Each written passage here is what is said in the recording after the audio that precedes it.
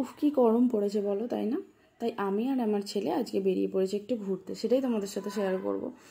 তো আমি শুভ্রা, তোমাদের সবাইকে স্বাগত জানাই আমার চ্যানেলেতে। আর তোমরা যদি আমাকে ইউটিউব থেকে দেখে থাকো তাহলে আমার ইউটিউবে আমার চ্যানেলের নাম হচ্ছে সুব্রত ব্লগস। আর যদি তোমরা আমাকে ফেসবুক থেকে দেখে থাকো তাহলে আমার পেজের নাম হচ্ছে শুভ্রা গোস্বামী। তো চলো আজকে ভিডিওটা এখান থেকে শুরু করা যাক। দুজনে মিলে দেখো বেরিয়ে পড়েছি, গরম করছে বলে একটু বিকালের দিকে দুজনে মিলে মা বেটায় বেরিয়ে পড়েছে একটুখানি ঘুরতে। আর ও বেরিয়েই বলছে, মা একটু কিছু খাওয়াবে না?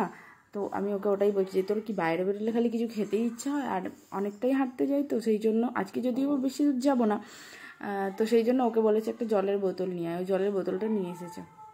আর এখানে যেখানে মানে আমরা হাঁটতে গেছি না, এখানটা প্রচুর হাওয়া দেয়, তোমাদেরকে আমি দেখাবো। আর ওই যে দূরে দেখো কি সুন্দর লাগছে, সূর্যটা ডুবে যাচ্ছে।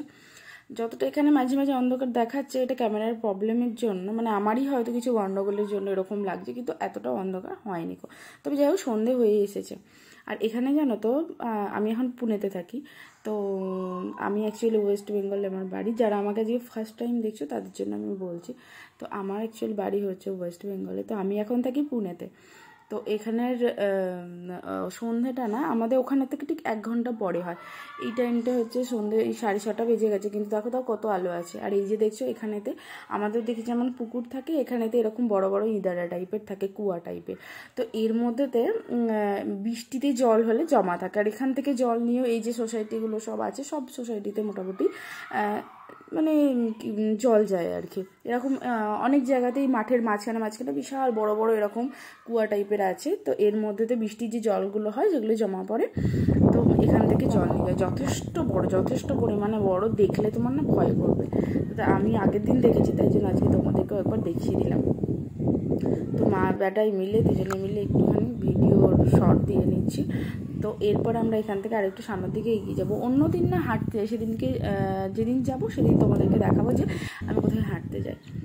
তো এখান থেকে আমরা এবার চলে যাবো বাঁ দিকেতে। এই যে দেখছো বাইকটা যেদিকে যাচ্ছে আমরা ওদিকেই যাবো, ওদিক দিয়ে। আর এই যে দেখো ওদিক দিয়ে দেখতে দেখতে না এদিকে আকাশেতে কি সুন্দর পাখি উড়ে যাচ্ছে, কি ভালো লাগে না? সন্ধ্যের সময় পাখিরা তার ঘরে ফিরে যায়।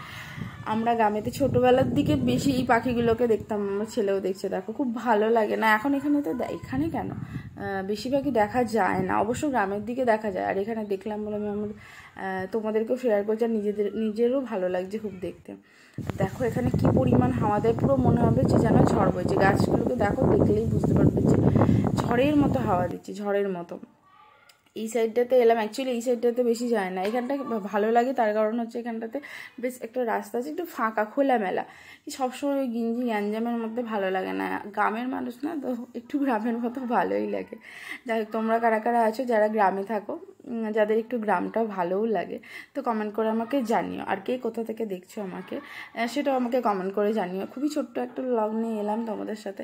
যদি তোমরা আমাকে ইউটিউবে দেখে থাকো, তো ইউটিউবে আমি জাস্ট নতুনই আমার পেজ ওপেন হয়েছে, তো ওখানেতে তোমরা যদি আমাকে কেউ দেখে থাকো, আমার ফেসবুকেতে তোমরা গিয়ে ফলো করতে পারো। তো আমার ফেসবুকেতে পেজের নাম শুভ্রা গোস্বামী, আর ইউটিউবেতে আমার চ্যানেলের নাম হচ্ছে যে সুব্রত ব্লগস।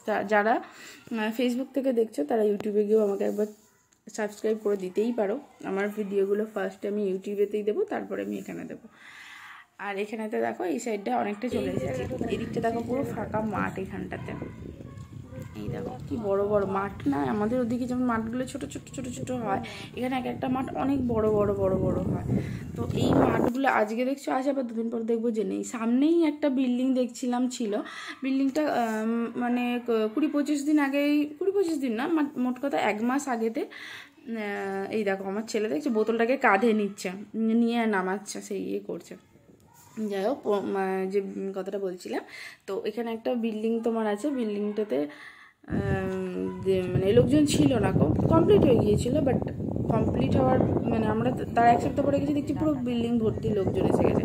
তারপর আবার এই রিসেন্ট 1 সপ্তাহ আমি বেরোইনি, দিকটা যাইনি, প্রায় যাই এখানটা হাঁটাহাঁটি করতে, তো যাইনি।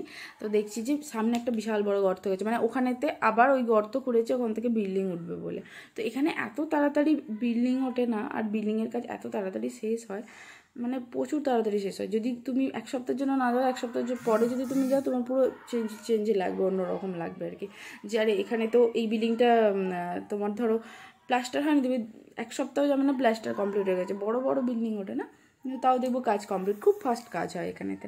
আর এই যে এখানেতে জানো তো, ওই যে দূরে দেখা খানিকক্ষণ আগে বকবক করতে করতে দেখানো হলো না, একদিন এরকম হাঁটতে বেরিয়েছে আর একটা ডাঁটা গাছ আছে, এরকম ডাঁটা গাছ থেকে দেখে আর লোভ সামলাতে পারলাম না, সরু সরু ডাঁটা ঝুলছে। তো আমি না ডাঁটা গাছ থেকে দুটো ডাঁটা পেরিয়ে ফেললাম, দিয়ে একজন লোক এখানে দেখতে পেয়েছে। তো সে বলছে যে আরে এখানে দেখো এই যে দূরে এই যে রাস্তাটা আছে এই দিক দিয়ে হাঁটতে যায়, এখানে না কৃষ্ণচূড়া রাধাচূড়ার গাছ প্রচুর আছে।